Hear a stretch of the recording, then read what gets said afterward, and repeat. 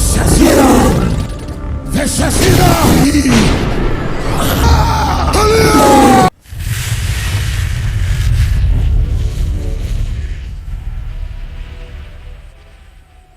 Muero 1000 veces. Muero 1000 veces antes de subir a un escenario. ¿Cuál es la salvación? La salvación es Cristo en la cruz, muriendo por nuestros pecados. Están atados, amén, están encadenados, ignoran el gozo del Señor y el poder de Dios en sus vidas. Eso significa pisar, sí, pisar encima, sí, gloria a Dios. Eso significa pisar al diablo, sí.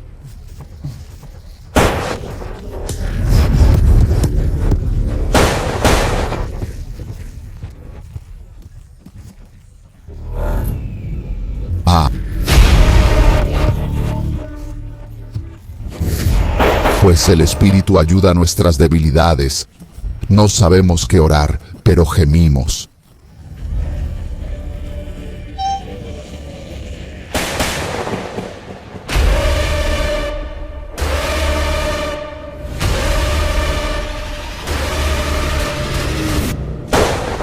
Es el Evangelio de Cristo en la mente humana.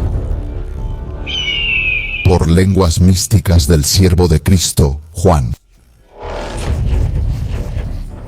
Es la lengua que proclama la salvación en la historia.